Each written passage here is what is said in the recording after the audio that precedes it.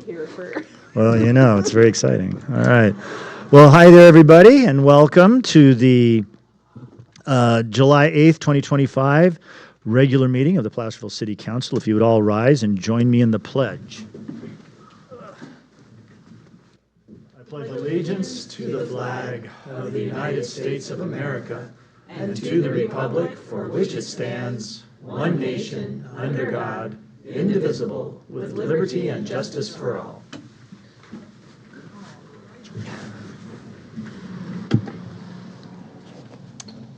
Okay. Would you please call the roll? Councilmember Carter? Here. Mayor Clarici? Here. Vice Mayor Gottberg? Here. Councilmember No? Here. Councilmember Yarbrough? Here. All right. The mayor's prerogative. Before we get going on our meeting, I would like to mention two things. One, living in a place where natural disasters are always possible and sometimes actually quite probable, I think we should take just a minute to remember, actually take more than a minute to remember those folks in Texas who are living through a hell right now and can't even imagine what that must be like. And so keep them in your thoughts and prayers, and hopefully they get a recovery, speedy, and they can return back to normal, although I imagine for some folks that'll be very, very difficult. And then on another note, I want to recognize the passing of kind of a fixture here in Placerville for a number of years, and that was Ray Bosnich. He passed away last week. He was one of those guys that my wife didn't really, she doesn't know much. I mean, she lived here all her life, but she knew Ray. Everybody knew Ray. It's one of those things.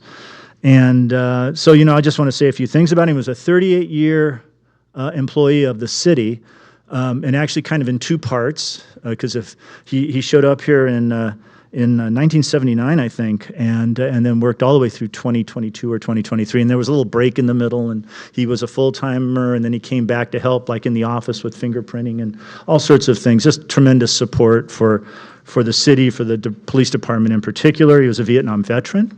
He has a family, his wife Linda. And anyway, he was very one of those very important things that makes the city run and tick, and also one of those very important things that just by his character and who he was, we were blessed to have him, and so we're recognizing his passing.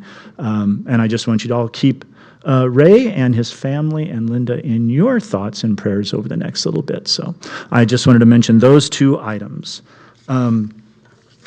So we have some, moving on then from now, we have some ceremonial matters, and it is a proclamation regarding National Night Out. One of my favorite things in the city is National Night Out, and we have a proclamation for it. So let's see, a proclamation of the City of Council, the City of Placerville, declaring August 5th, so put that in your calendars, 2025 is National Night Out 2025. Whereas the National Association of Town Watch is sponsoring a unique nationwide Lights On campaign and celebration against crime, drug, and violence on August 5th, 2025, entitled National Night Out. And whereas National Night Out provides a unique opportunity for the city of Placerville to join forces with 38 million people and over 16,000 communities from all 50 states, U.S. territories, Canadian cities, and military bases in promoting cooperative police community crime prevention efforts. And whereas the City Council plays a vital role in assisting the Placerville Police Department through joint crime, drug, and violence prevention efforts in the city of Placerville and is supporting National Night Out 2025 locally, and whereas it is essential that all citizens of the city of Placerville be aware of the importance of crime prevention programs and impact that their participation can have on reducing crime, drugs, and violence in Placerville. And whereas police community partnerships, neighborhood safety awareness, and camaraderie are important themes of National Night Out, and it is a hoot, to say the least. Now, therefore, I, John Clarici, by virtue of the authority vested in me as mayor of the city of Placerville, state of California, do hereby proclaim Tuesday, August 5th, 2025, as National Night Out in the city of Placerville. And we usually do pretty well in these things. So I want you all to go and participate. Those things all over, up there by the grocery outlet and other locations throughout the city. So go and make merry on National Night Out, a very important thing. So, and that's that. So I will present this to not the chief. Oh, wait. We actually have people. Come on up here. I'm sorry, you're not getting anything. Except our undying effort. Come on.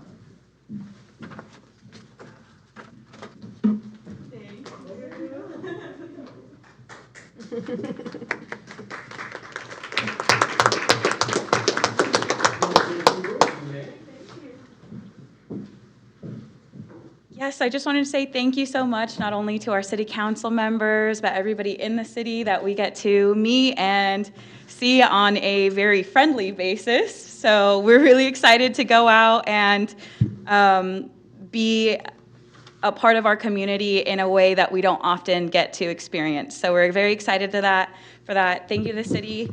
Thank you to our sponsors. And of course, thank you to our coordinators, because we could not do it without each and every one of you. Thank you.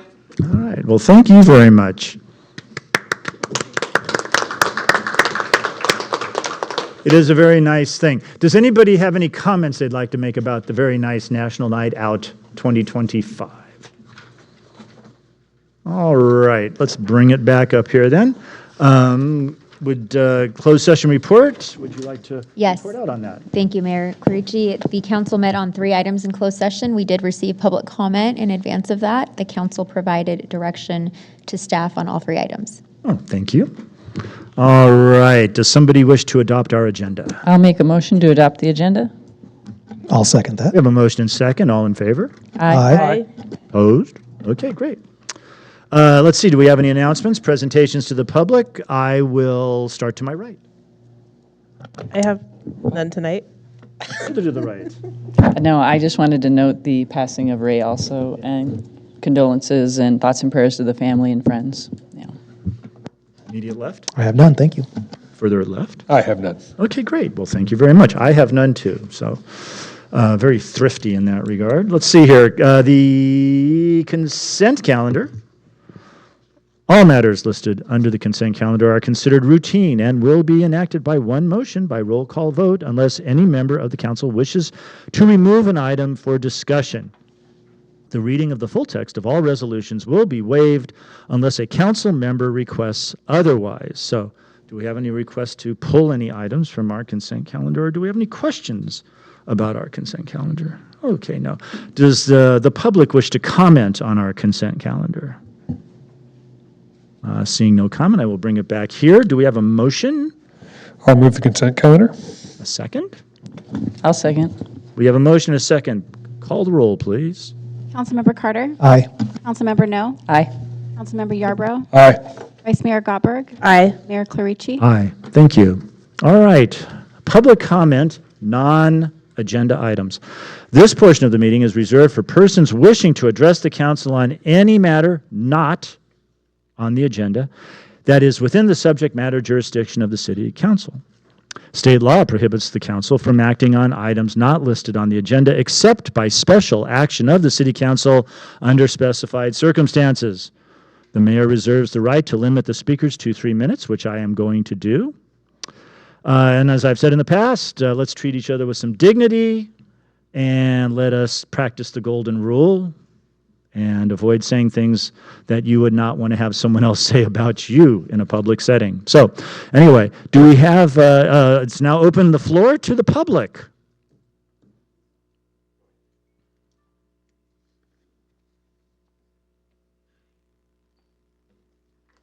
Good evening, City Council. Sue Rodman, Placerville resident. Placerville has an obligation to its residents and the public in general to provide for public safety. For over 2 decades, the Clay Street Bridge has been identified as needing replacement for public safety. There have been delays after delays after delays. Now, as it looks like the final requirements may be met, it was suggested at a meeting with El Dorado County Transportation that the bridge be declared infeasible and put in mothballs, on ice, or whatever they want to call it, and not be done for the foreseeable future. Replacement of this bridge was a condition of approval for the Cottonwood subdivision. To mothball it now breaks the public trust with and faith in the city of Placerville. It is unacceptable. Please, please, just take a look at this bridge. It is almost 100 years old. And while it is still there, it is falling apart. Go stand on the El Dorado Trail at the northwest corner of the bridge and look at it. What passes for the bridge abutments are stacks of sandbags, not the cement work that is the usual structure to protect and support a bridge.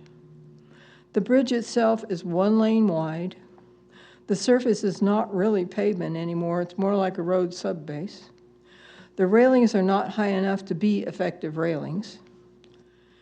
It is obvious to any casual observer that this bridge is a disgrace to Placerville as well as a public safety menace. Now, from that same northwest corner of the bridge on the El Dorado Trail, look across Hangtown Creek at the confluence of Cedar Ravine Creek, where it empties into Hangtown Creek as a box culvert that is part of this bridge. The stonework is actually pretty, probably the most attractive part of this whole bridge. However, get down and look inside this box culvert, and you will be appalled. It too is almost 100 years old. It is hand-stacked stone with a timber ceiling, which looks like a pretty rotten timber ceiling. The same type of construction found in the water delivery flumes along the South Fork Canyon that EID has been replacing for years as they collapse. When the city did a camera analysis of this box culvert several years ago, they found that this box culvert continues under the Ivy House parking lot, under Clay Street, crosses under Main Street, that the sidewalk along the west side of Cedar Ravine Road by the title company is the ceiling for the box culvert until it goes under Pacific Street and continues to where Cedar Ravine Creek is open.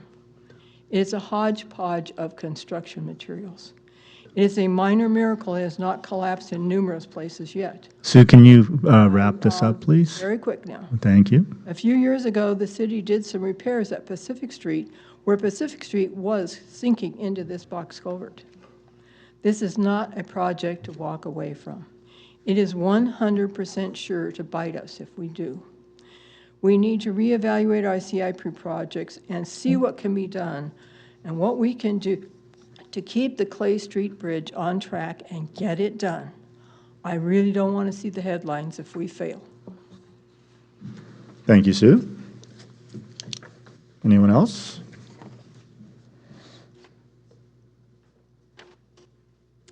Good evening, council members. Marion Washburn, Placerville resident, and as you could probably guess, back with my signature topic. Once again, Sue was very complete in her remarks, but it occurred to me not too long ago that one of the issues concerning the bridge was, to my mind, a very self-evident kind of issue, and of course everybody would understand it to be such, but then it occurred to me, probably not, because you have to live in that portion of town to kind of put the whole picture together. So speaking of pictures, I have some pictures for you that is going to illustrate my point, but I want to remind folks that the bridge was built nearly 100 years ago with materials that were appropriate at the time for vehicles that were far, far lighter as far as weight and far, far smaller and far, far fewer in number than what we see today. And I think probably everybody acknowledges that. But in the mix, what you probably don't necessarily become aware of is that it's also a major trucking area for the restaurants in the area. And of course, we love the restaurants and we want to see the businesses thrive. But those businesses all need to have their supplies delivered on Clay Street. And in order to do that, to get those trucks, they approach Clay Street and they go up north towards or get to Grandview, do a U-turn, and then come back down south to Main Street and then park in the travel lane. And the reason why I bring this up is that those trucks are very heavy. They're loaded with product and supplies, so they far exceed anything that the bridge was originally built for. And the main point of all that description is that this is very frequent each week. So the cumulative effect has got to have a progressive deterioration of the structure. So I would urge you to take that into consideration as you evaluate what to do about the bridge. But it seems clear to me that inevitably the bridge will collapse with that cumulative deterioration. And we certainly want to have it restored, replaced before the fatality happens and somebody is stuck in a vehicle that's in the creek now because of the collapse. If I've got a couple seconds left, I would urge all of you to meet with me out at the bridge and just sit and talk about the liabilities of it and the strengths of it. Yeah, and one more sentence. If that's not possible, perhaps it could be agendized and you all could go out as part of a field site trip. I think that would be very helpful to evaluating what we have to deal with. Thank you. Thank you, Marion.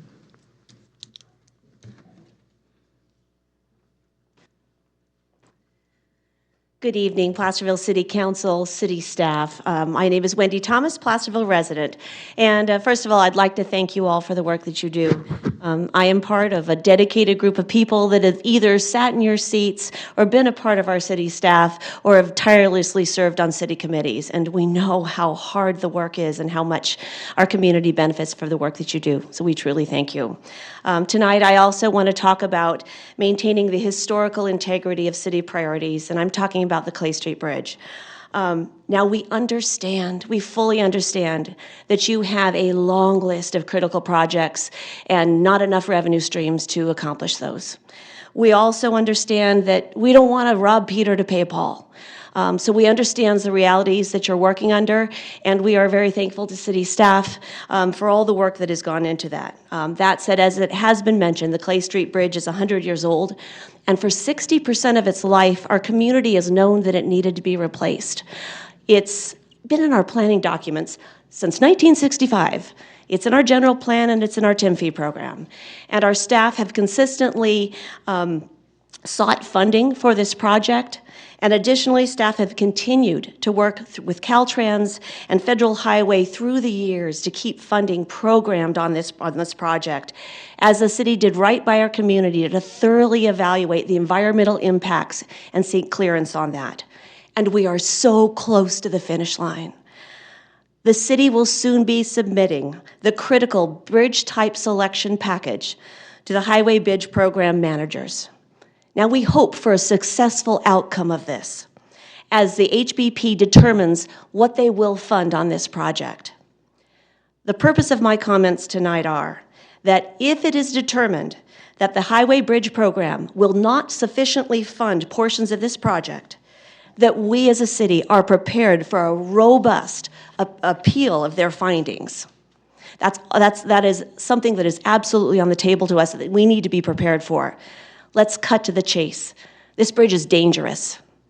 It's falling apart, as we have heard. And God forbid if there's a fire, or even though there's the mosquito option, this serves a large residential component of our neighborhood, of historic neighborhoods with one-way tiny roads.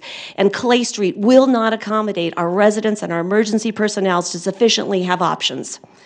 This bridge puts our residents and our emergency personnel in danger. In fact, it was identified as a pinch point in a recent fire study. The Clay Street Bridge and attached culvert will fail. So let us push boldly forward and do everything in our power in this present moment to advocate for sufficient funding through the Highway Bridge Program in whatever channels are available to us. Otherwise, all the funding will follow the city on the future.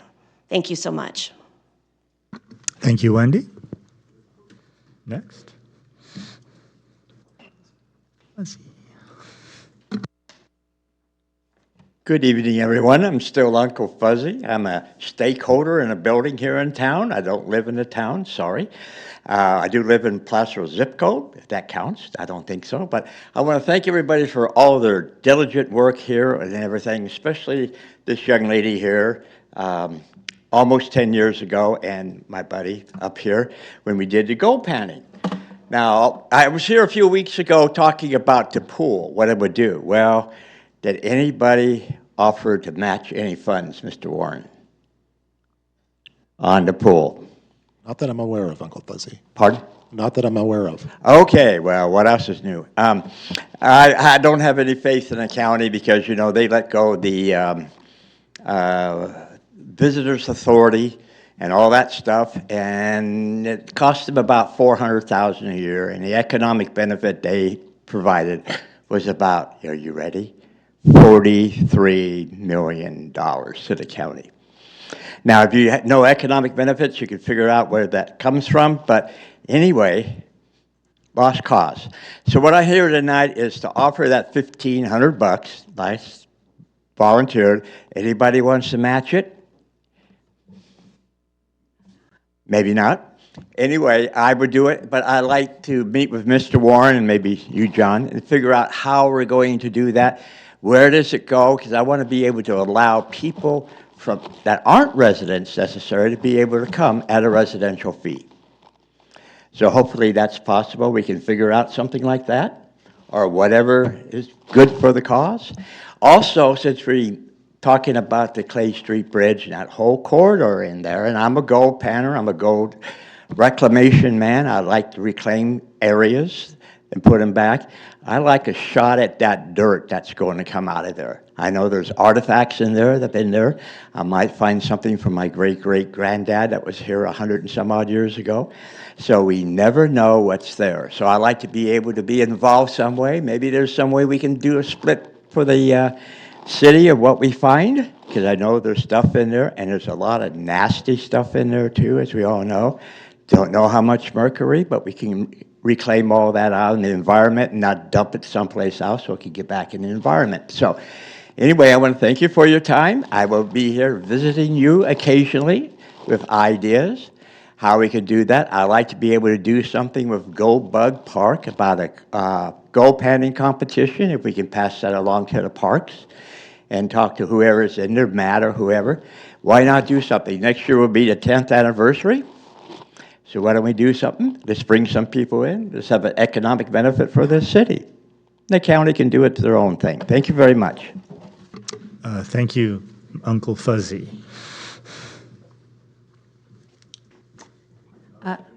Good evening. Ruth Michelson, merchant on Historic Main. I just wanted to come and share a few reflections that I've had. I know it's the beginning of your new fiscal year. It's the middle of the calendar year, and it seemed like a time to review and a few things. One thing I wanted to start with was I really do see you as leaders of our community. I really do see you setting a path, bringing forth the values of the community, and steering us in a particular direction. For the county, I also see the Board of Supervisors in that position. So what I have to say is all a reflection of that. The first thing I wanted to mention was our street closure events and the decisions that were made. And I know that this is close to the heart of Dennis Nishihara when we went through that long process of what street closures you all would approve. I believe you approved 9 of them. And I just wanted to say 5 of those won't be happening, those approved street closures, because of the $6,000 that's required. I'm going to list them in case you haven't, if they haven't come to your attention. The merchant block party, that had to be minimized and just done in parking lots. The car show, the all-day car show for May 18th, those folks, the Lions, couldn't pencil it out. That was canceled. You know what happened with the wagon train? Absolutely nothing was going to happen with the wagon train, but a couple of us got together. One of them paid $500 to get the bell tower, and at least we had something for the wagon train coming through town. Some acknowledgement, and I believe you, Mayor Clarici, were there. The other two that are in the future that I've heard are not going to have a street closure. I better hurry up. Girls' Night Out, you approved, and Sugar Skull. So that's 5. And I just want you to understand the impact of your decisions. I see that at times you use the general fund unassigned fund balance for some things. So I know there's money there. And I know it's an expression of values as to what you decide to spend your money on. The last thing hurriedly I'll mention is when you all spoke about the smoking smoke shops, and you all decided that it should be free enterprise, and now we have a brand new smoke shop. And this was something meant to protect our minors, and I was disappointed by your decision because I think that's an unfortunate expression of values. Thank you. Thank you, Ruth.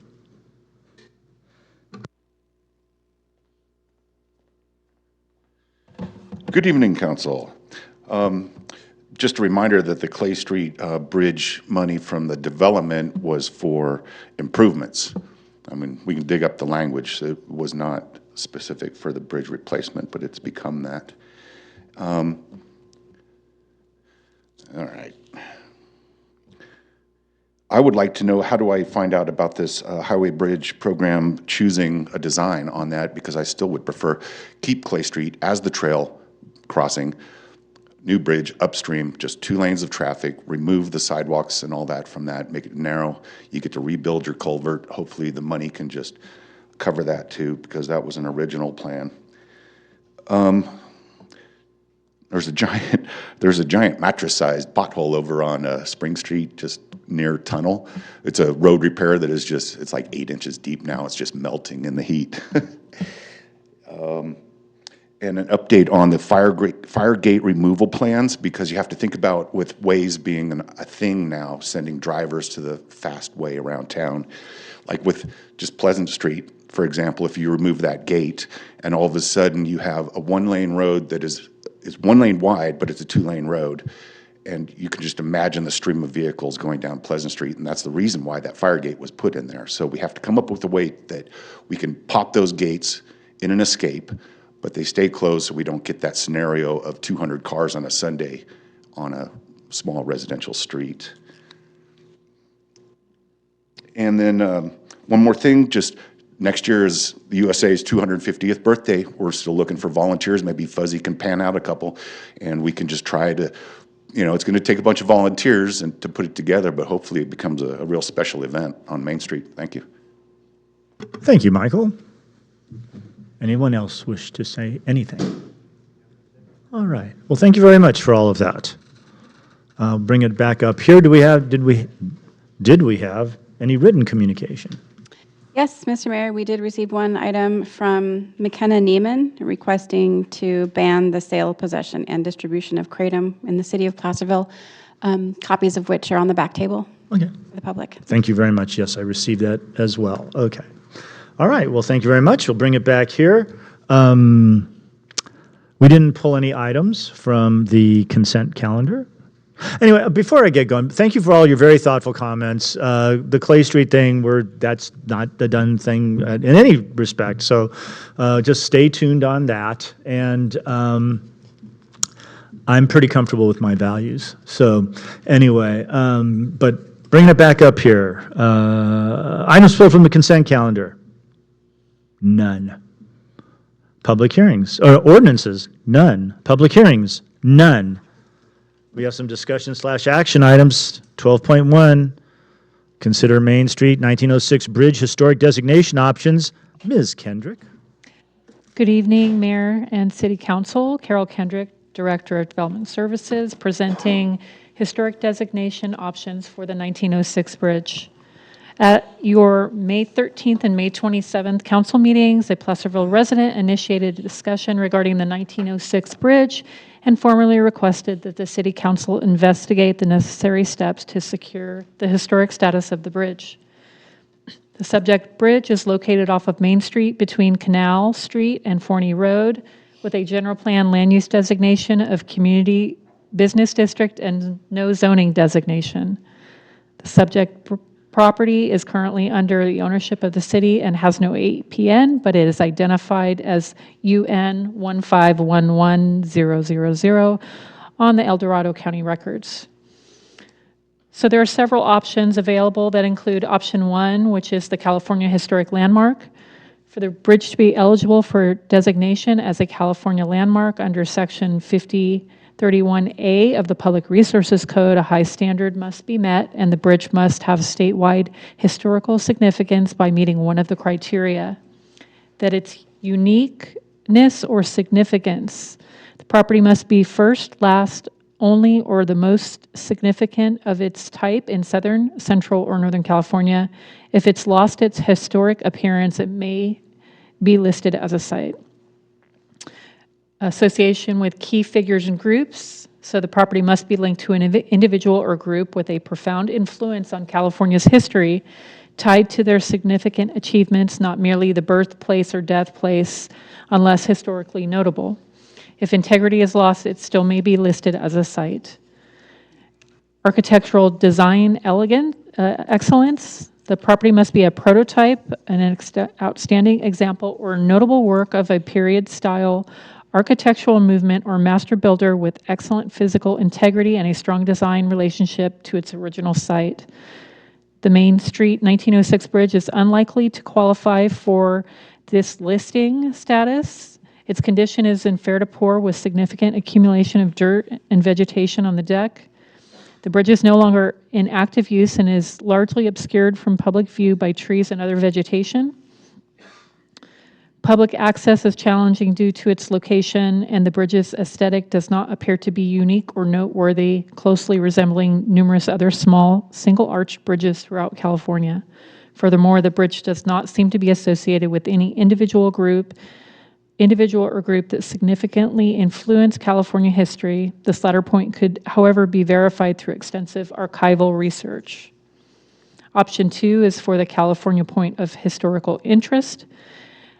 The process is the same as option 1, with one exception, is that it focus on local significance, and much less extensive documentation is required since the scope is narrower to the city or county level. Option 3 is the California Register of Historical Resources. So the structure would need to meet at least one of the following criteria. Just 1, the site is linked to events that significantly shaped California's history or cultural heritage. The site is connected to lives of notable individuals from the past. The site showcases distinctive architectural or artistic characteristics and represents a specific type, period, or construction method, or is the work of a significant creative figure. And 4, that the site has provided or is likely to provide important information about prehistory or history. The application process for all 3 options mentioned previously starts with completion of the DPR 523 forms. Option 4 is the National Register of Historic Places. This process is similar to the state process, but the bridge must meet at least one of the 4 criteria and retain historical integrity in aspects like location, design, materials, and setting. So criterion A is an event that requires the bridge to be linked to significant historical events such as Placerville's gold rush, transportation, or economic development, potentially as a key trade or railway link. Criterion B is that regarding a person and demands a direct connection to a notable figure like an engineer or local leader supported by documentation. Criterion C applies if the bridge showcases distinctive engineering or construction techniques.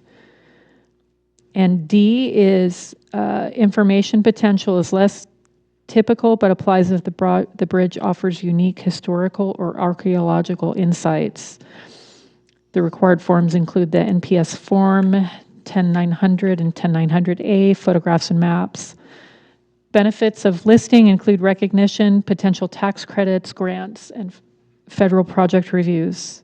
The nomination process involves OHP, public comment, the State Historical Resources Commission, and National Park Service reviews taking months.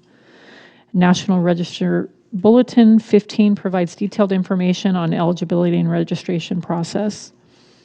I'd like to note that if any rehabilitation or restoration were to occur, the activity would be exempt from CEQA. As a categorical exemption under 15331, a historical resource restoration rehabilitation. After the distribution of the staff report, staff did receive a call, and I'd like to offer up option number 5. The city designated historic resource. So the city's website lists 10 sites as city designated historic resources through a city council resolution. However, that process has not been codified. If council would like to explore option 5, it is recommended that an ordinance be prepared to provide criteria for designation and formalize the process. Staff is also in receipt of an email dated July 7th of 2025 from Mr. Mark Acuna that details the history of the bridge that was part of the Southern Pacific Railroad Company over Hangtown Creek and was abandoned in 1980. Mr. Acuna stated that the Southern Pacific Placerville Ranch did carry millions of board feet of lumber, fresh fruit, commodities, and passengers.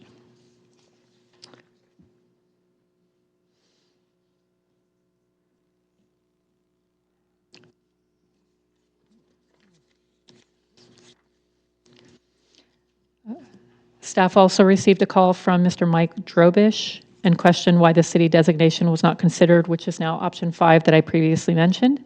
This concludes my presentation. I'm happy to answer any questions that you may have and take direction from the City Council. Well, thank you for that very thorough report. Do we have any questions or comments at this time? Hey, can you expound a little bit on your recommendation for the ordinance for codifying the process? I thought that already existed. I was not aware that it didn't. Can you just expound on that a little bit? Well, I did some extensive research after talking with Mr. Drobish last night, and we can't find anything that's codified. So what staff could do is we could look at other jurisdictions and see how they have that codified and kind of use that as a template, but also with direction from the City Council on what criteria you'd like to have to designate a city historic resource, and also how you'd like the process to go if this is something that comes back to City Council or goes through Planning Commission and then City Council, or through I know we previously had a historic commission, and if it's something where the council would like to reestablish that, we're open to direction, but we'd look at what other jurisdictions are doing in this area. Excellent, thank you. It does beg the question, I guess, at least it begs it for me, is we have a list of historic things in town. I'm assuming that that list got made because one of the gentlemen that helped make it is sitting here. And so it was just like adopted by the council, or now I don't know. The municipal code does have an ordinance that addresses historical buildings. Oh, I see. Okay. So these are other assets okay, got it. Okay. So that makes a lot, I am pleased that was actually a formal process. Okay, great. So more questions, comments? We will open this up to the public for their comment.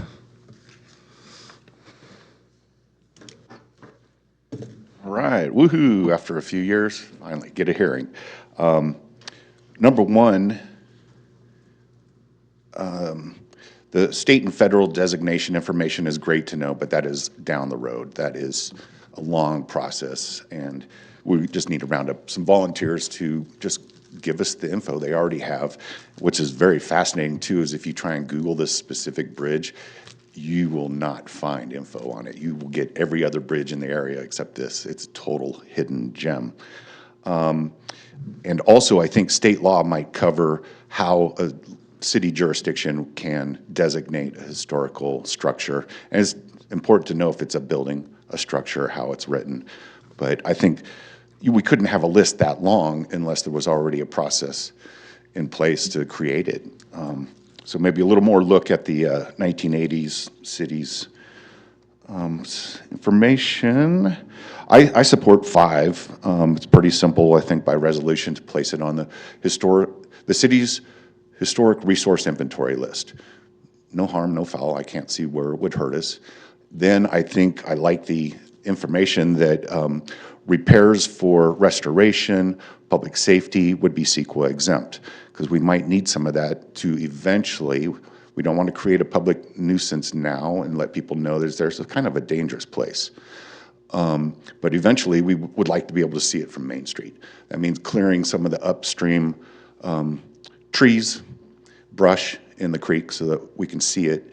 I see in the future maybe a small parking area can be increased. It's pretty tight getting in there. There's this part of a pad where you could park a few vehicles. And I mean, even if it's just a couple picnic tables under shade trees, it would be great. Back to the bridge. Yeah, and then we're gonna have to round up volunteers, especially we need railing, because right now, waist high deep, weeds, somebody could just be walking, not even know, and just go right off the edge. So we need to quickly get some safety in place there.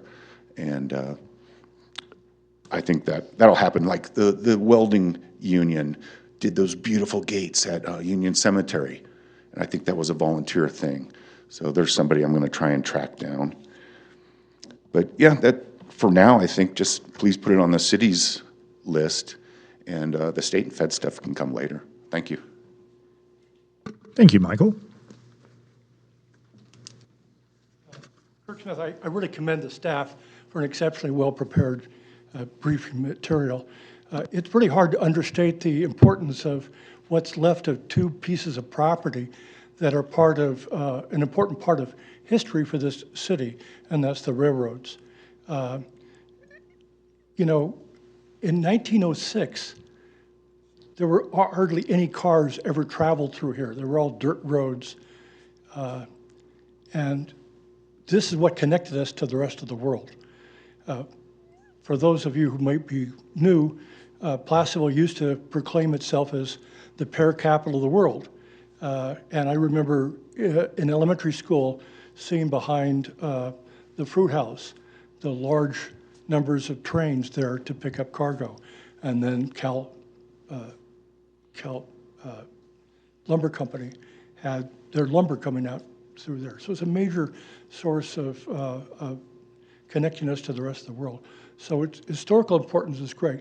I think the conclusions that are offered in the report are in some ways putting the cart before the horse. It's conclusions before you had the study. With reference to the condition of the property, for most of the 90 years, there was a clear view. The problem now, as described, the vegetation, things like that, is all throughout Hangtown Creek. And my suggestion to you is that's something that many people have complained about and brought to your attention, because you've had a problem flooding where Main Street was flooding a few years ago. And you can't always say, well, it's a 100-year flood, we didn't expect it, because that's what they said down in Texas when some local government had $50,000 10 years ago to put in a siren system, said they couldn't afford it. And now they're paying billions and much more. So right now, getting volunteers, getting scout groups, there's just, no matter how broke you are, you can get volunteers to come in and do that kind of work. So, and that needs to be done regardless of whether you want a clear view of this particular facility. Someone suggested the safety issue. It's been there for almost 100 years and no one's fallen off. You can put fencing on both sides with signs, and I suspect your council can give you advice as to relieving yourselves of liability, attractive nuisance issues. But that's an important part of history, and I think it should be saved. If you put out some kind of public notice, I'm not sure everybody reads your agenda all the time. I have to have people tell me what's going on because it keeps my blood pressure down if I don't look at it myself. So if you put out public notice and encourage participation, it'd be great. Mark Acuna referred to how it was cleaned up years ago, something again needs to be done now. Yeah, all kinds of volunteer efforts like Save the Graves does something that helps the county that's almost as broke as you are by cleaning up graves, and they can do the same thing with volunteers. Thank you very much, Kirk.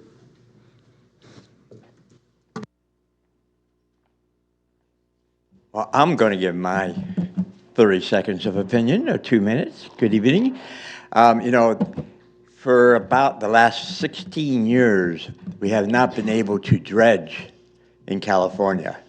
Bad science. Somebody wanted to run for Congress, the governor, so he went green on us. But anyway, make a long story short, I've talked to Mr. Morris about this once or twice, about getting a group of dredgers together. Now, there's certain protocols we can do now because Fish and Game has lost a few lawsuits, so there are protocols where we can get back in there and do a reclamation on the creek. And that way remove all the stuff that's in the creek that's hazardous. Now, some of it's, at parts of it's got needles and everything else in there, so there's going to be a lot of infrastructure to figure out how to do this. But it can be done. We can remove that. The city can come along and, or another group, the Boy Scouts or whoever, some of the faith-based programs can come along and clear out the weeds and everything else and make it look like a nice place to walk next to. So that's a possibility for people to consider. Now, how are we going to do that? There is a way. I know how to dredge. And it's not going to, we're not going to have to dive in this creek, per se. There might be a few holes here and there. But anyway, what we can do is remove all the stuff. If we find something good, an artifact or something else, we can see what we can do with that. I'm looking for the gold. Mercury's okay. But anyway, let's do something positive about cleaning it up, because it is a mess. Thank you. Thank you, Fuzzy. Anyone else wish to comment on this item? All right, we'll bring it back up here then. Thank you very much. Yeah. Do we have comments, questions, comments? Yeah, there's a lot to consider here. Like someone pointed out, we haven't had anyone fall off because we haven't highlighted it. We haven't encouraged people to go there. We haven't said, hey, go look at this. And so, you know, before we get going too fast, we probably want to consider that, because if you start highlighting this before you have the fences, you know, you mentioned picnic tables, and, you know, people aren't going to wait for you to make a parking area and put picnic benches if you start out the gate first. So I think we need to consider the liability of it, and we need a plan before we move forward. You know, we have a lot of people here talking about volunteers, and when I have a project in town that I'm excited about, I go round up those volunteers, and then I go work with staff, and I get it done. And I don't come to the city council and expect them to do it, because we're going to run into this problem of staff time, right? We have a whole list in the planning department. Do we want to bring back residential Airbnb, or are we putting this ahead of that? You know, when we just kind of plump this ahead, you know, there's a lot of things we'd like to get done in the city. I don't know if this is the highest priority that we want to have staff doing right now. And I think there's a lot that the volunteers who want volunteers to do things can get done before then.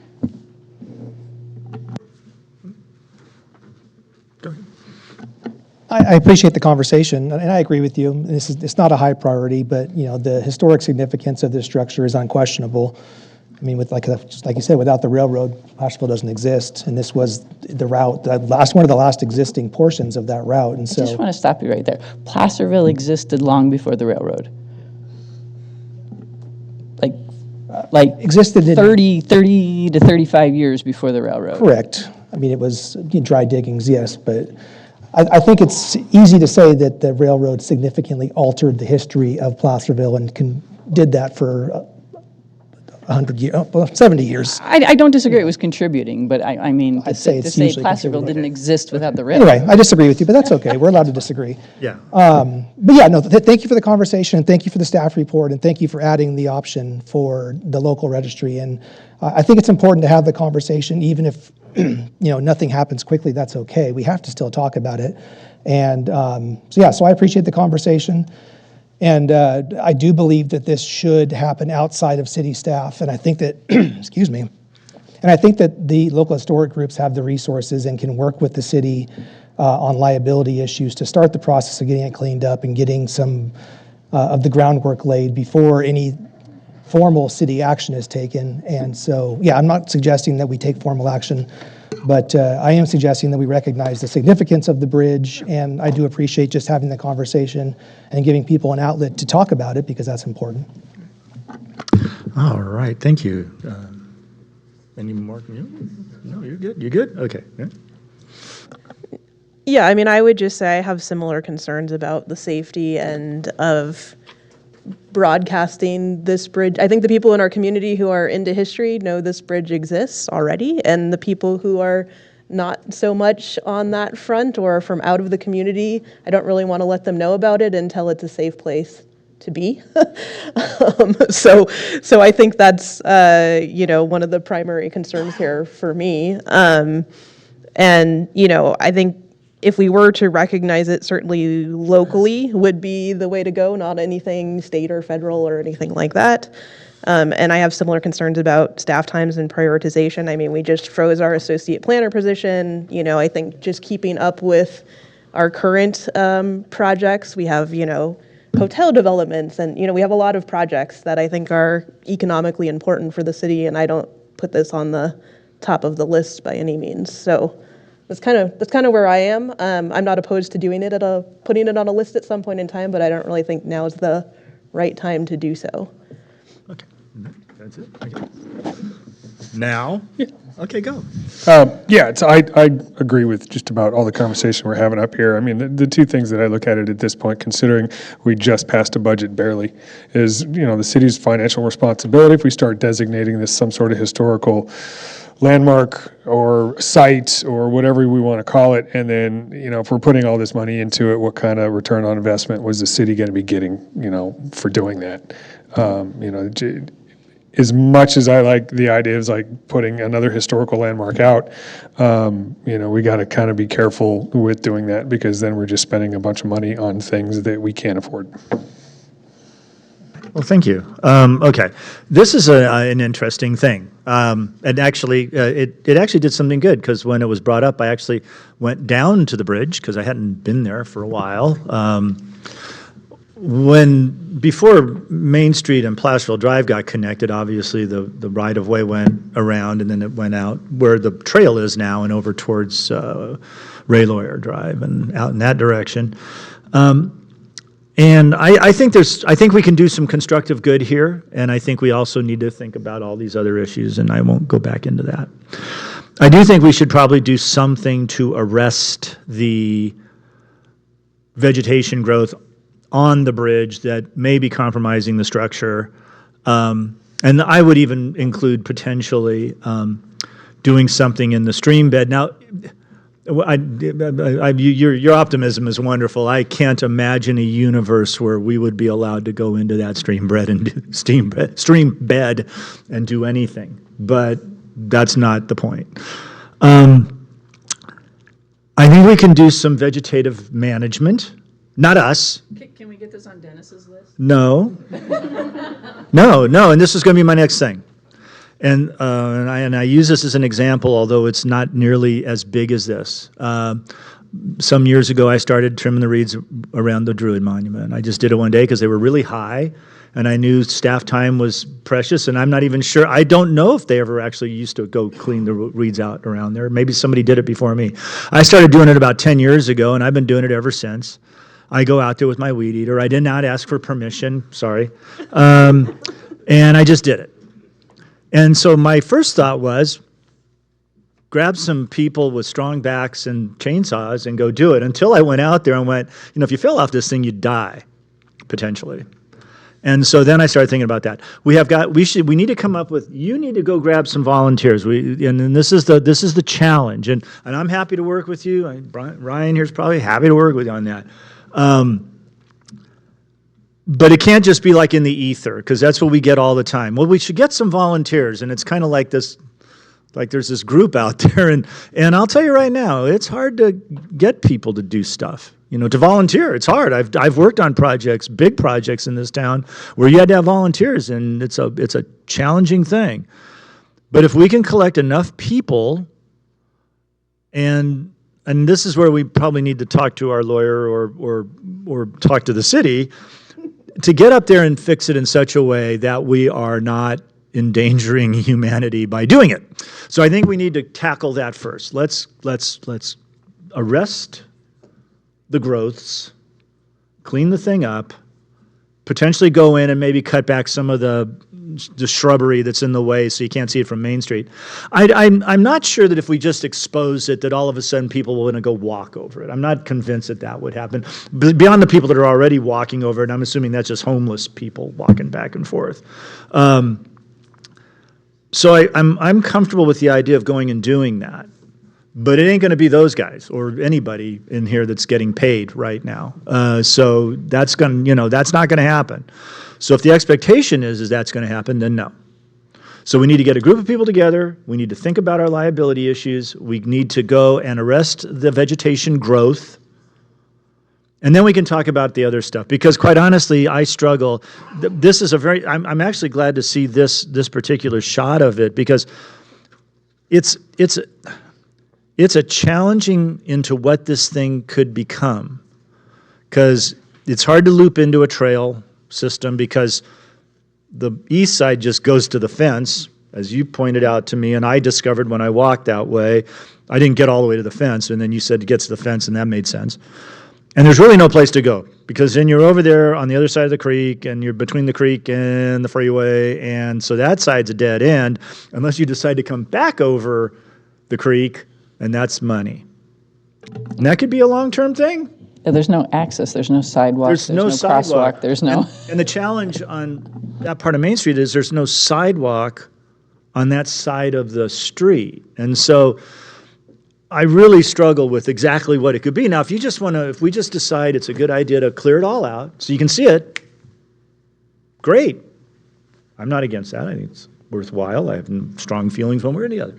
And then eventually putting it on a list so that it is memorialized as it is already an asset of the city, apparently. And we could recognize it for its historyness, and then maybe in the future, then people will continue this on. Maybe we create a group that's the clean up the railroad bridge group or something like that. Anyway, okay. This is all great information. Thank you very much, by the way. That was really well done. Do we have any direction to staff beyond thank you? Because I'm not feeling it. Okay. Can I just say something before we go? You are always allowed to say things. Thank Go you. right ahead. The city is not encouraging, asking anyone to do anything. No. Please don't go on the bridge and perform anything. No. I just want to be clear about No. that until we take inventory ourselves. We've already had this discussion. And, We need a plan. Yeah, no. What we need is folks need to go out and say, I have 5 or 6 able-bodied people that are willing to come and do this. Or we get Growlersburg, because that's who did it the last time. Well, they did the creek. Yeah. Not the bridge on the top. Well, I'm sure we could probably get them to do both. A couple of points I want to make. I want to emphasize, we have several times over the last 5 to 10 years, since I've been here, almost at least sometimes every year, and if not every other year, used Growlersburg to remove vegetation from the creek so that we do not have as much flooding. Right. So I want to emphasize that point. The second thing is, if there's a group, someone out there that wants to do something here, please, like you said, put together a plan. I'm going to put Dennis back on the spot. Yeah. Come to Parks and Trails and present a plan to them. We can look at that. Obviously, if there's volunteers working, we would like to have them sign a release, et cetera. Do it in the right way and make sure it's something that is safe and helps to remove liability for any of us. So that's my only request on it. And I'm happy to help with that. Okay. Anything else? Yeah, we good? All right. Well, thank you very much. Thank you very much for all of your input. It's exciting too. We have many old things in town, and this happens to be one of them. So we will continue on with this and see how it goes. All right. Item 12.2. Consider authorizing the Director of Community Services to negotiate and execute a contract with Miracle Play Systems for the Lions Park Playground Slide Repair Project and approve a $5,000 budget appropriation from the general fund unassigned fund balance for the said project. Mr. Nishihara, please. Thank you, Mr. Mayor, City Council. Before you tonight is a repair for Lions Park Playground. If you recall, a few years ago, we were able to change a few of those sections out where there are holes on the long spiral chameleon slide. This also includes a realignment of some of the repairs that we were able to do in the past. The quote and the resolution are attached. I'm available for questions if you have any. All right. Do we have any questions or comments on this item for staff? Okay. Does the public wish to comment on our slide situation? Oh. Just a giant thank you for keeping the cost down. It's absolutely amazing that, you know, instead of replacing an entire structure, you're going to do targeted repairs, and congratulations. Thank you. Well, thank you. All right. Well, you've got the Michael Drovich thumbs up on this. I mean, this is great. All right. So there's no more comment. We're bringing it back here. Do I have a... I'll move staff's recommendation. We have a motion. I'll second. We have a motion, a second. Call the roll, please. Councilmember Carter? Aye. Councilmember No? Aye. Councilmember Yarbrough? Aye. Vice Mayor Gottberg? Aye. Mayor Clarici? Aye. Thank you. That was fun. It's fun. Maybe that's the unassigned fund balance thing that was mentioned earlier.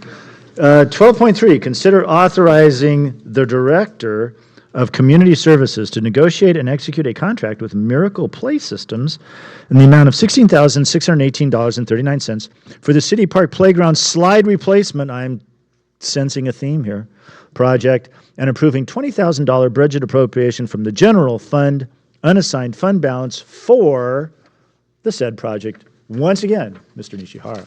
Thank you, Mr. Mayor, City Council. This is a pretty exciting one. I know this has been in social media a lot and throughout our town in regards to the playground at Benham Park, AKA City Park, AKA Downtown Park. I don't know how many AKAs you could have for that park, but you know the one downtown.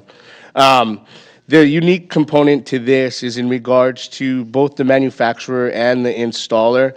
The procurement based on our Uniform Public Procurement Construction Act, UPPCA, Section 63G 6A802, allows a contract to be awarded to a single supplier without competitive bidding when only that supplier can provide the required goods or services due to the unique qualifications or proprietary rights or exclusive authorizations. The City of Placerville sole source procurement for Miracle Play System for the playground repairs at City Park at Benham is justified under this section for the $18,280.22 project outlined in the June 24th City Manager Report, which involves replacing the bump and glide slide and removing the spiral slide and installing a Burke factory enclosure by Miracle Play Systems, authorized installer for both their proprietary enclosure, non-Miracle component, as specified in the June 18th quote. This sole source ensures compliance with safety standards, avoids delays, maintains City Park's playground and safe community assets, aligning with UPPCA provisions or exclusive supplier qualifications. I'm available for questions if you have any. We'll try to get it started as soon as possible. What was the second? Oh, the bump. Wait a second. This is 12.3, right? Oh, no, it's 3. All right. This should be noted in the minutes. I was right on the agenda item, all right? Because usually I'm wrong. Okay. Let's see here. What was the other thing? You said we were going to replace... Oh, I see. We're going to replace deteriorated bump and glide slide with a new installed to standard, removing the non-operable red spiral slide due to a bunch of things, and installing a factory enclosure. Okay, I must have just heard you. I thought I heard you say something and I didn't know what it meant. But now I've read it and I do. Okay, do I have any questions or comments on this for staff? Okay. Would the public like to comment on our slides again? All right, we'll bring it back here. Do I have a motion? I'll move staff recommendation. I'll second. All right, we have a motion and a second. Call the roll, please. Councilmember Carter? Aye. Councilmember No? Aye. Councilmember Yarbrough? Aye. Vice Mayor Gottberg? Aye. Mayor Clarici? Aye. Thank you. All right. Consider authorizing Johnson Controls, Inc. to move forward with construction of the solar project prior to execution of the final agreement with the State Water Resources Control Board, and if necessary, negotiate and execute a promissory note with Johnson Controls, Inc., and/or use of temporary deficit spending from the Sewer Enterprise Fund to help ensure the timely completion of the construction of the Water Reclamation Facility PV solar project by December 31, 2025. Mr. Morris. Thank you, Mayor and Council. This one is a little bit interesting, a long-time project we've been working on since 2018. We have been working with the Water Resource Control Board on funding for this project, and it has been a real roller coaster ride getting here. And we think we are very close, if not there right now. I wish I could say we were all the way there, but we are extremely close.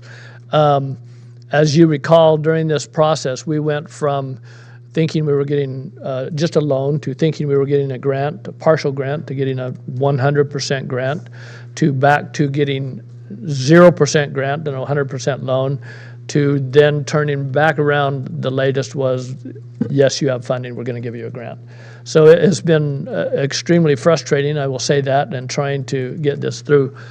And then as we got that final notice of having the funding, we have spent the last year and a half now working on getting the final approval because this is somewhat of a unique project, and some of the things that we're doing, the way it was done through Johnson Controls, it was a little bit unique to the state, and we had to convince them or provide the documentation to show that we could do this without your normal bidding and et cetera, which is allowed in the energy code, I believe it is, that allows this to go through without having to bid.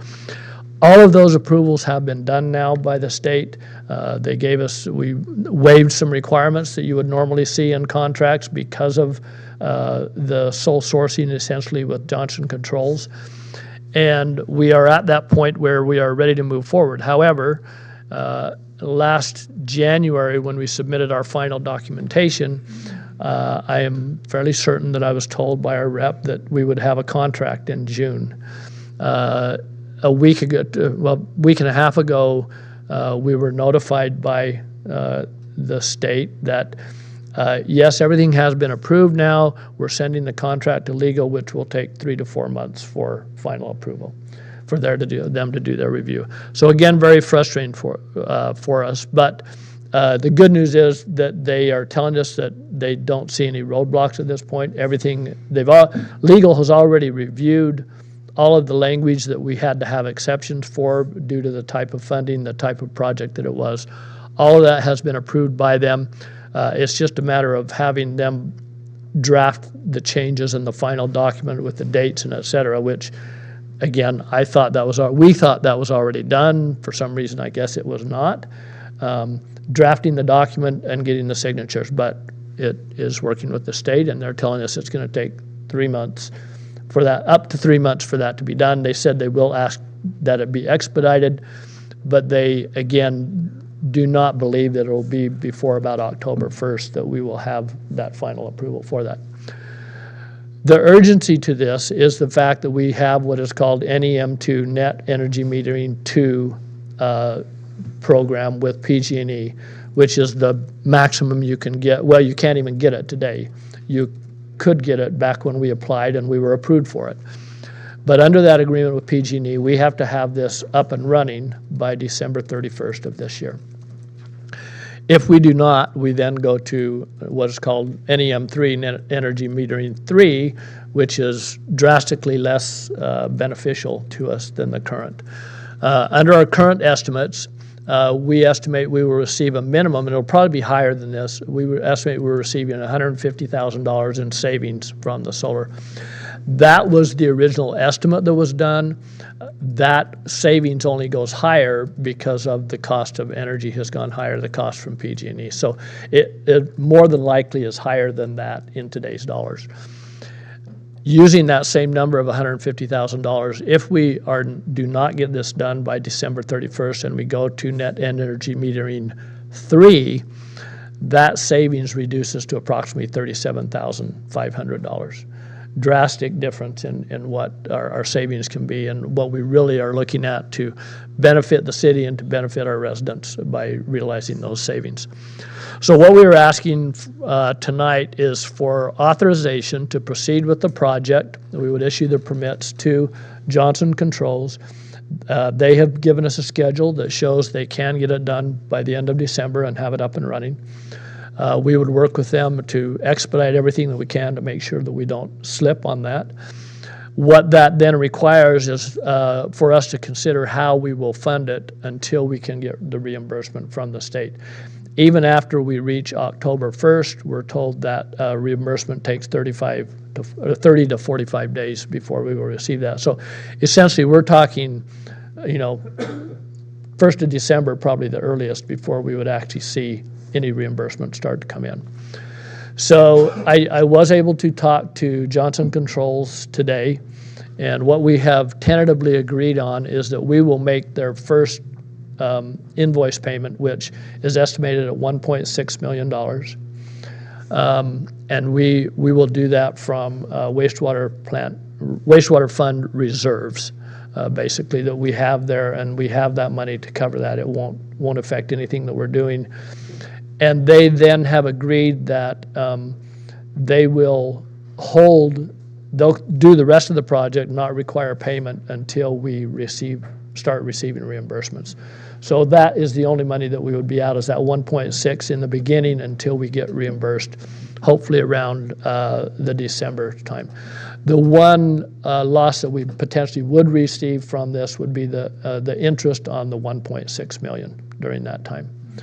So again, it's our recommendation. I worked closely with Public Works, Engineering, who is handling the construction of this, and with our Finance Director, Dave Warren, and we're all in agreement that we should move forward this if the council is inclined to do so. So we're asking for your permission, if you will, to move forward in that fashion. All right. What's the total cost of this project, give or take? 3.9, almost 4 million. Yeah, I'm sure it's in here. 3.9 million, okay. All right. Well, the comments, questions from staff on this item? Seems fairly straightforward to me. Do we have any comments from our audience?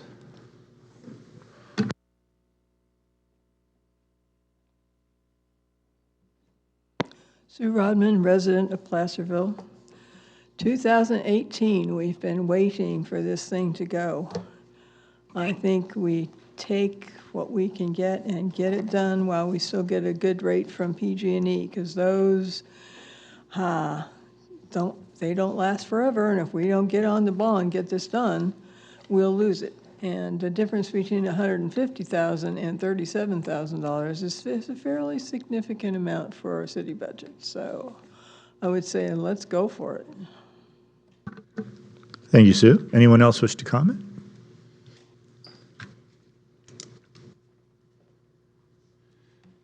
Good evening again. I have a completely different take.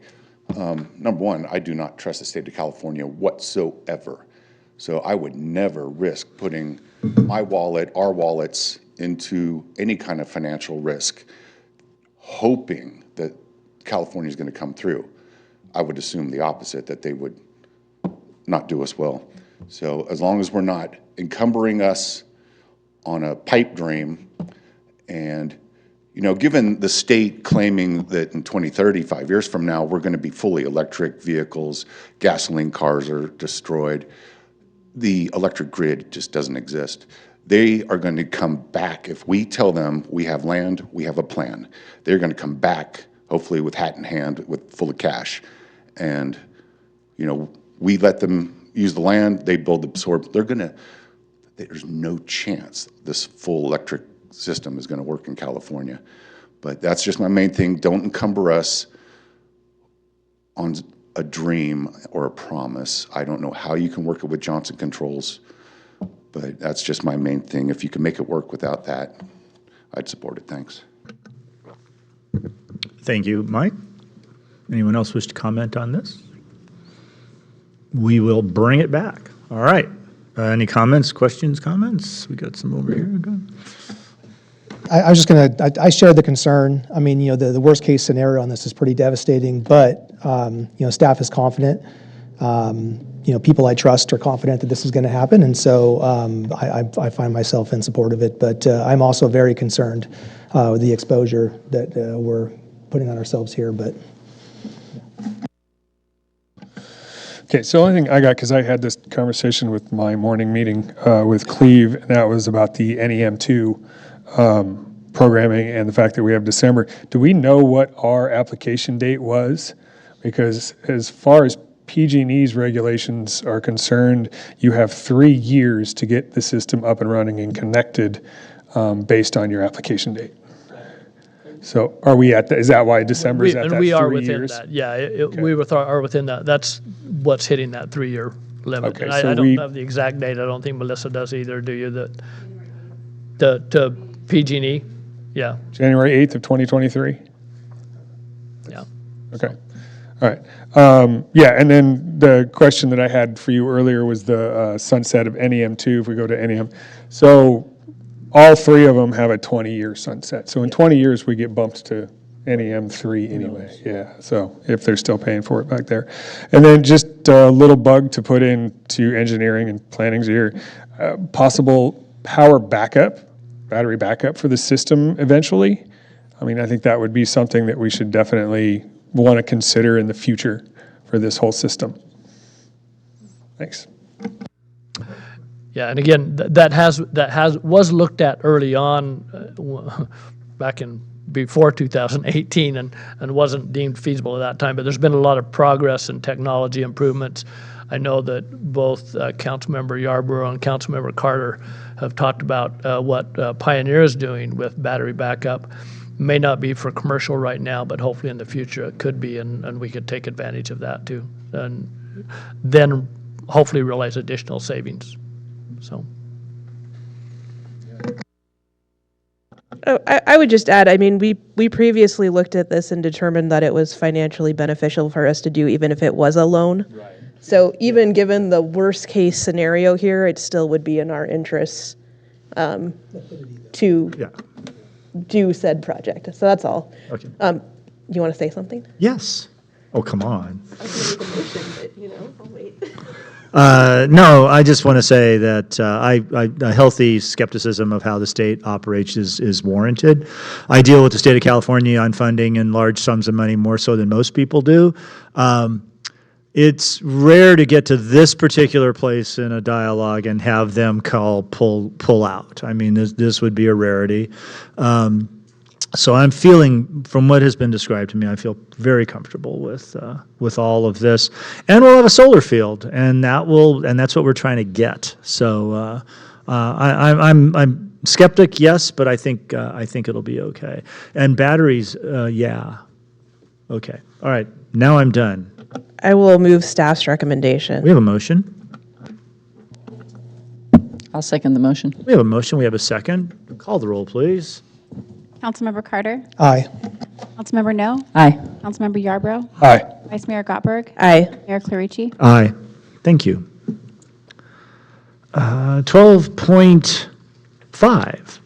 Consider approval of 2 city employees attending the Greater Sacramento Valley Leadership Academy for the 2025-2026 program year at the total cost of $4,800 and approve a $4,800 budget appropriation of NCCSIF Risk Management Reserve Funds for the said training. Mr. Morris. Thank you, Mayor and Council. This item I'm bringing before you, as you know, over the past couple of years, we've had some turnover through retirements and et cetera, and we are expecting some more over the next couple of years. And we have, one of the things that I talked to council about a year ago was looking at succession planning and how we were going to handle that going forward. This item is brought to you somewhat as a result of that. And last year, we participated in this supervisory academy, leadership academy. Nick Stone, Public Works Director, participated in the training, and my discussions with him were positive, that he enjoyed it and was good training. I also participated as a coach for the program. Each member of the program city that has a person in the program has, for each member you have in the program, you have to have a coach participate that helps mentor and coach people that are from not directly from our city, but from other cities. So it is a good program. I've been impressed from what I've seen over the last, I looked at it a couple of years ago. Last year was the first year that we participated, but I've been impressed with the leadership of it and how they run the program and what they do. So as I looked at this would be a good way to train people that are, I'm looking at people that are in a supervisory role, maybe at that second level that maybe in the future would promote to a department head role. And I think that it's important that we look at this training and provide this to them to help them further move towards that and be prepared for that when that comes. I have actually identified 4 people in the city that could meet that criteria and could move into that. I'm not asking for 4 people this year. Probably the main reason is that I don't think we can come up with 4 coaches. That might be the difficult part. I could come up with the people to send, but maybe not the coaches. We can't afford to send that many.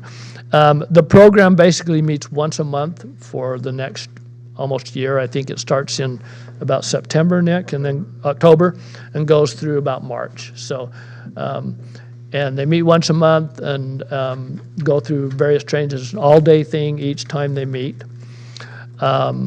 For the coaches, it's not that as much. The coaches are encouraged to meet 4 times throughout that time with them, and that's just maybe a couple hours that we meet with them and discuss things about their career and things they've learned and questions they may have and how they can improve. So what I'm asking tonight is that if council will approve this $4,800, it is $2,400 per person to attend this training.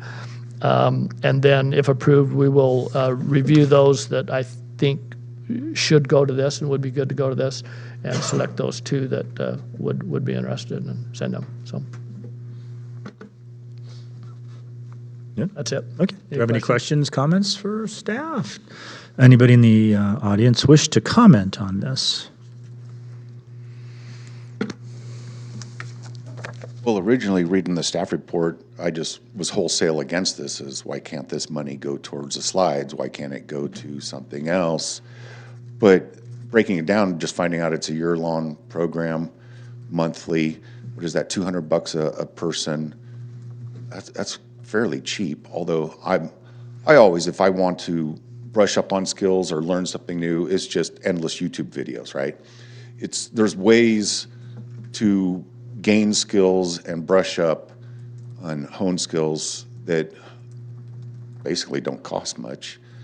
So that was my only thing was if you have really good feedback that it's very valuable and there's a good return on it, then I guess go for it because ultimately it's not that expensive. Thank you. Thank you, Michael. Anyone else wish to comment? Okay.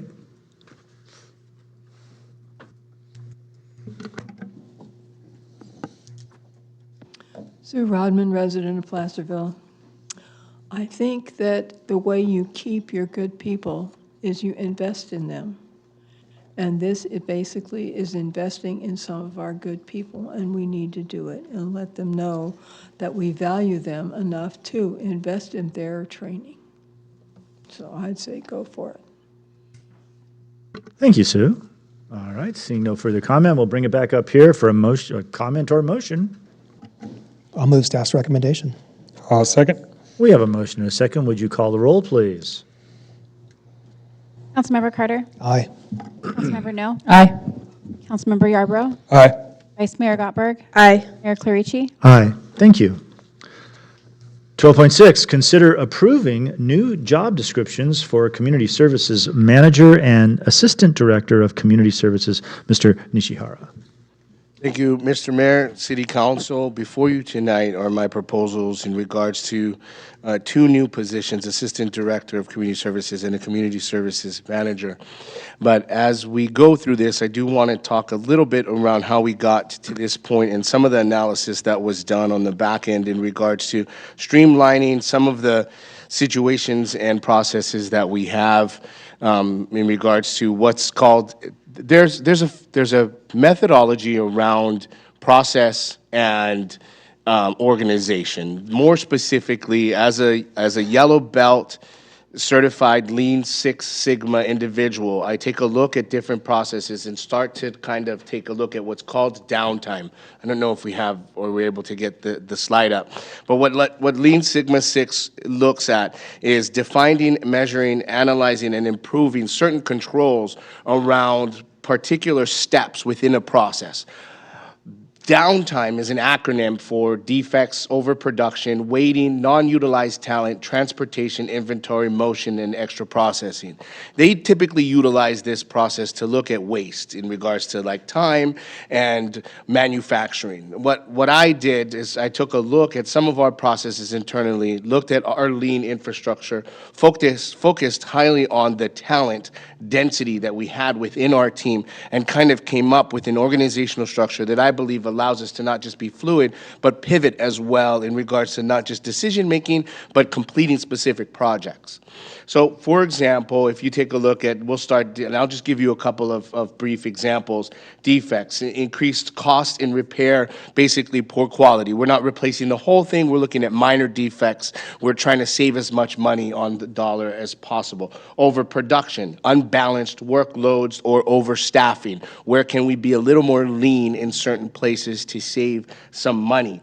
Waiting, which is the W that's up there right now, wasted time waiting for the next step in a process. Now, a lot of times that is in regards to slow or delayed decision-making or approval processes, right? And so what that does is that doesn't just extend the delay time on getting the answer back, but it actually spends money waiting for that delay.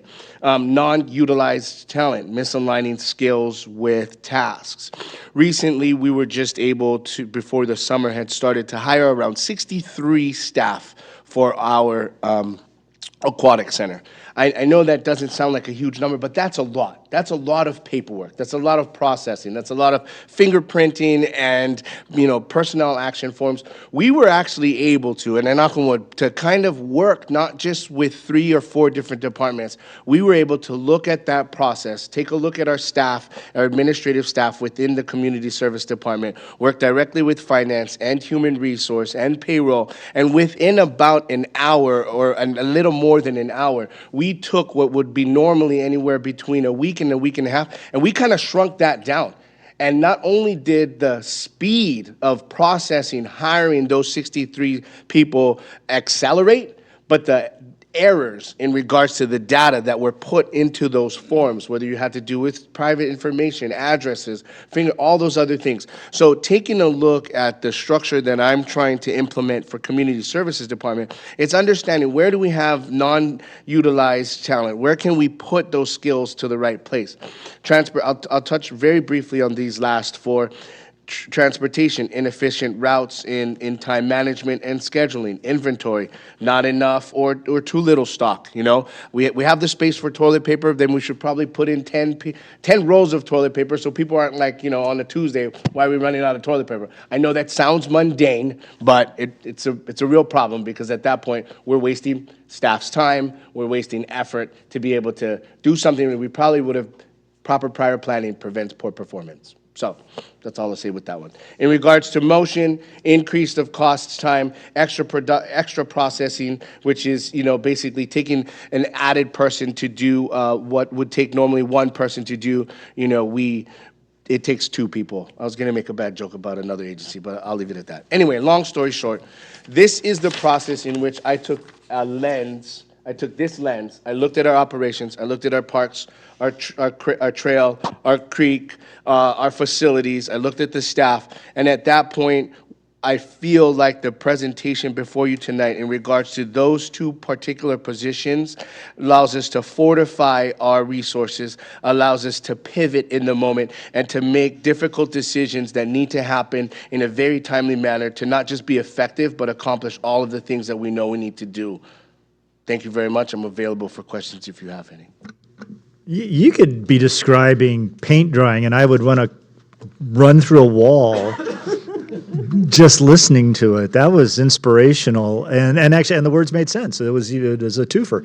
Okay, do we have any questions about this item? It's something that we have talked about because we talked about it during budgeting and the like, so it's something, it's not unfamiliar to us. Anything, questions, comments? Okay. Would the public wish to comment on this item? That was good. We have a thumb, for the record, we have thumbs up from Sue Rodman. Okay. We will bring it back up here for comment or action. I will move staff's recommendation. I will second. I'm sorry, we have a motion and a second. I was thinking about what I just said. I amused myself. We have a motion and a second. Would you call the roll, please? Councilmember Carter? Aye. Councilmember No? Aye. Councilmember Yarbrough? Aye. Vice Mayor Gottberg? Aye. Mayor Clarici? Aye, thank you very much.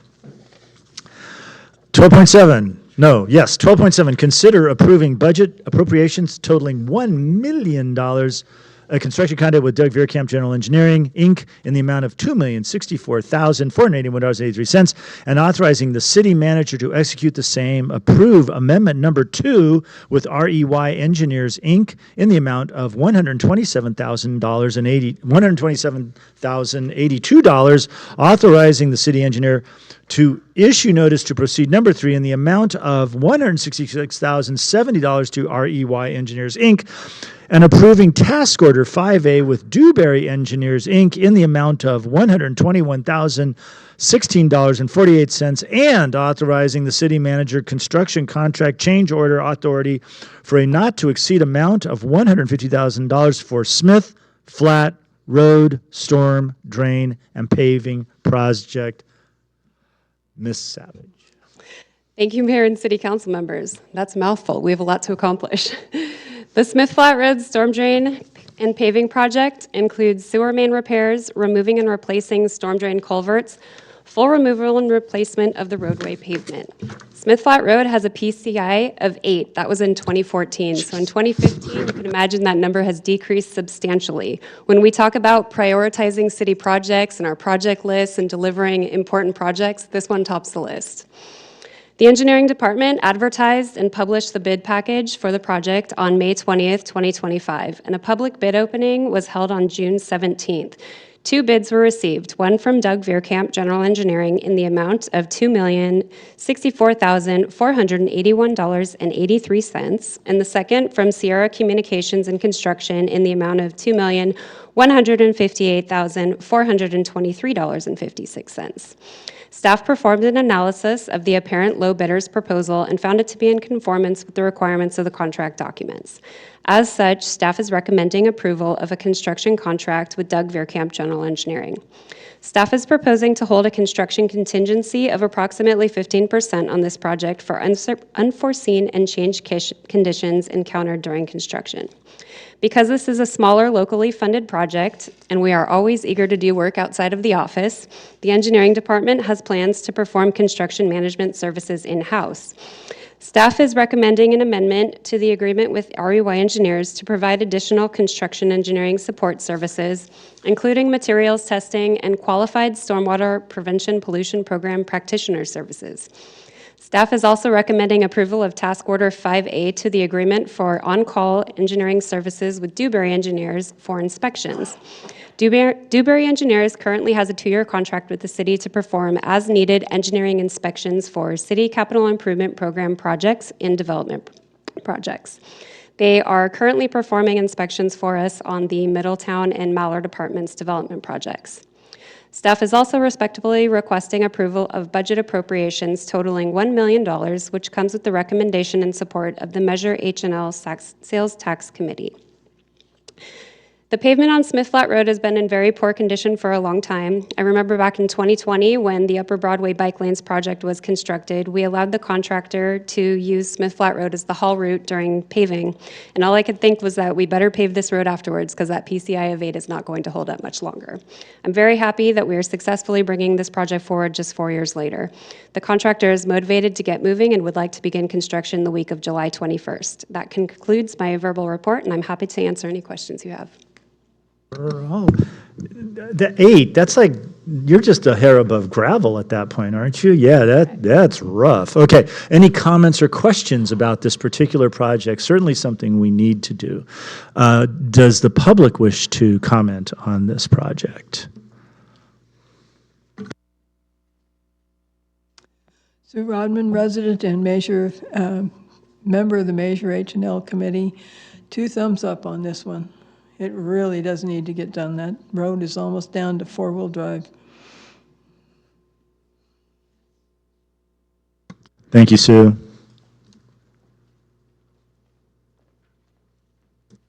Yeah, I support the project too. Just hearing that PCI makes me want to ask, what's the PCI of the first 100 yards of Bedford? It's an aside. It's more than 8. I bet you it's higher than 8. Not a lot. Just wondering when that gets some sunshine. And then just a question on this project, potential of getting it done before the rains, or if that would stall out until spring or something. Okay, thank you. We will. What is the time frame for this project? The contract is 60 working days, and they want to get done before winter. Yeah, they'll want to knock this out. It's a fairly small project. They'll want to knock it out fairly quickly. Okay, great. Thank you very much. Thank you for the comments. All right, bring it back up here. Comments? Motion? I'll move 12.7. I'll second. We have a motion and a second. Call the roll, please. Councilmember Carter? Aye. Councilmember No? Aye. Councilmember Yarbrough? Aye. Vice Mayor Gottberg? Aye. Mayor Clarici? Aye, thank you. All righty. 12.8. 12.8, consider retroactively approving and affirming a salary schedule effective July 5, 2025. Mr. Warren. Good evening, Mayor Clarici, members of the council. So at your meeting held on March 11th of this year, the council ratified the tentative agreement with the International Union of Operating Engineers, Stationary Engineers, Local 39, in closed session, and the city attorney reported out the tentative agreement in open session that same evening. The tentative agreement with Local 39 includes a 1% cost of living adjustment that became effective July 5th of this year retroactively. The city has a long-standing past practice of providing the same salary and benefit provisions provided to employees represented by Local 39 to regular non-sworn unrepresented employees with the confidential unit, executive management unit, and the supervisory unit. Accordingly, staff recommends that the 1% COLA also be applied to all regular unrepresented non-sworn employee salaries. If approved, the salaries for the positions highlighted in yellow in attachment A will be adjusted accordingly. And at your meeting held on June 10th of this year, the council ratified the tentative agreement with the Placerville Police Officers Association in closed session, and the city attorney reported out the tentative agreement in open session that same evening. The tentative agreement with the PPOA includes a 2% COLA that became effective July 5th of this year retroactively. And the city similarly has a long-standing past practice of providing the same salary and benefit provisions provided to employees represented by PPOA to regular sworn unrepresented employees within the executive management unit. Accordingly, staff recommends that the 2% COLA be applied to all regular unrepresented sworn employees' salaries, including the police lieutenant, commander, and police chief. If approved, the salaries for the positions highlighted in green in attachment A will be adjusted accordingly. The salaries for all other positions will remain the same. After the agenda packet was posted, it was brought to staff's attention that the salaries for the chief of police were increased by 1% rather than 2% erroneously. The proposed salaries for the chief of police can be found on page 5 of the salary schedule. A revised copy of page 5 with the corrected salaries, you should have a copy of that at the dais. I want to thank Candace Bernardi, your city treasurer accountant, for catching that error, and I want to apologize for the confusion on that. The total projected annual cost of the 1% COLA for the regular non-sworn employees and the 2% COLA for regular sworn employees mentioned earlier, which are included in the new salary schedule, is $120,773 for fiscal year 25-26. The City Council adopted the fiscal year 25-26 operating budget, which included the $120,000 projected cost of the COLAs. Staff plans on presenting the associated memorandum of understanding for both Local 39 and PPOA, bless you, at your August 12th meeting. With that, I'd be happy to answer any questions. Do we have any questions for staff? No? Okay, oh, okay, great. Does the public wish to comment on this? We see no public comment. We will bring it back here for action. I'll move 12.8.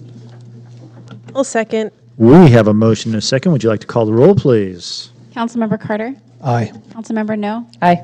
Councilmember Yarbrough? Aye. Vice Mayor Gottberg? Aye. Mayor Clarici? Aye, thank you. All right. Yay. Council reports from other agency meetings, El Dorado County Transit, We did not meet in July.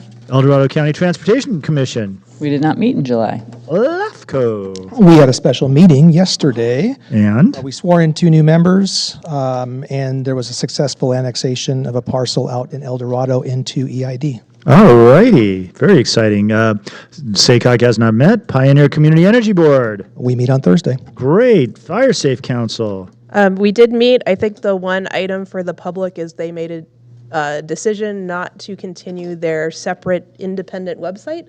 So there will no longer be a Placerville Fire Safe Council specific website, but you can still find them under the EDC County Fire Safe Council and then also under their Facebook page. cool. Opportunity Knox. We did not meet. All righty. Do we have any comments from the public on the things that we do? All right, great, thank you. Are there any requests for future agenda items? No. City manager and staff reports. Not really a staff report, but Mr. Nishihara would like to make an announcement for the public, so. Yeah. I would like to invite everybody to our family movie night in the park at Benham Park on July 26th in partnership with Placerville Lions Club and the Placerville Police Officers Association. And when was that again? I was making a... The July 26th, movie in the park. We will be showing Moana 2 near the pool, so should be a lot of fun. Very good, okay. Benham Park. Benham Park, July 26th. Moana 2. All right. So, invite everybody out there. Bring a blanket and your friends. All right, no, that's great. Thank you very much. Voting items, you can read through those what they are. And we are adjourning. I should probably turn this on. We are adjourning the next regularly scheduled city council meeting. Will be held on August 12th, 2025 at 4:30 with a closed session and 5 o'clock for the regular meeting, which means we don't have another meeting for like 4 weeks or so. Oh my God. All right, try to use your time wisely. Go have some fun. Anyway, this meeting is adjourned. Thank you very much.